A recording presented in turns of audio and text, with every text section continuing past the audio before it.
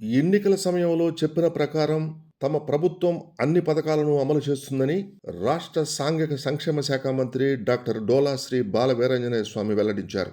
ఒంగోలులో మంత్రి డాక్టర్ స్వామి మీడియాతో మాట్లాడుతూ గత ప్రభుత్వం ఒక ఏడాది అమ్మఒడి నిలిపివేసిందని, తాము ఎంతమందికి ఇస్తామని ప్రకటించామో అంతమందికి ఈ విద్యా సంవత్సరం పూర్తి కాగానే ఇస్తామని తెలిపారు.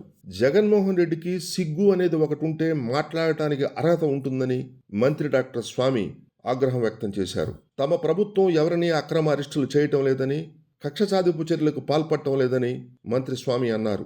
ఫిర్యాదు చేసిన వ్యక్తిని కూడా కిడ్నాప్ చేసి తప్పుడు స్టేట్మెంట్ వంశీ ఇప్పించారని విమర్శించారు.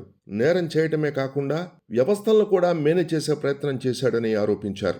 రాష్ట్ర ప్రభుత్వం ప్రతి 3వ శనివారం స్వచ్ఛాంధ్ర కార్యక్రమం నిర్వహిస్తుందని, అందులో భాగంగా సీఎం చంద్రబాబు నాయుడు కందుకూరులో జరిగే కార్యక్రమంలో పాల్గొంటున్నారని పేర్కొన్నారు.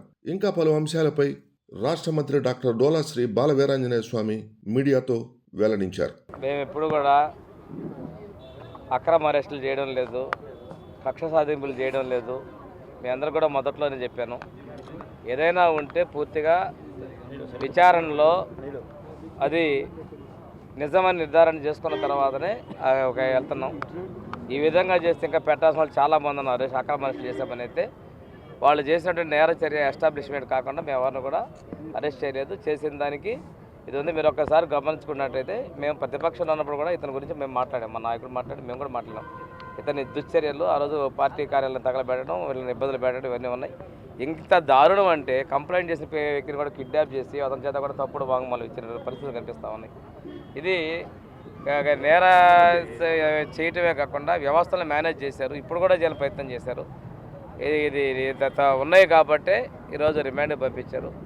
ఏదైనా ఉంటే న్యాయస్థానాల్లో ఉన్నాయి కాబట్టి విచారణ ప్రకారం ముందుకెళ్తారండి.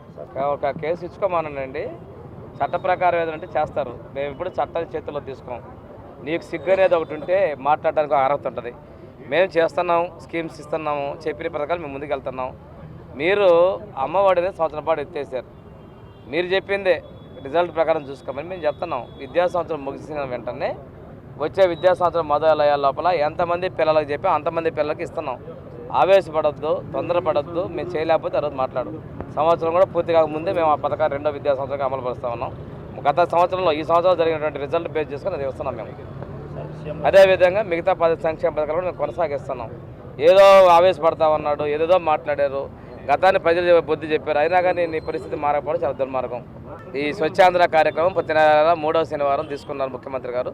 అందులో భాగంగా రేపు కందుకూరులో వచ్చి అక్కడ వివిధ శానిటేషన్ సంబంధించిన కార్యక్రమాల్లో ముఖ్యమంత్రి గారు పాల్గొంటున్నారు.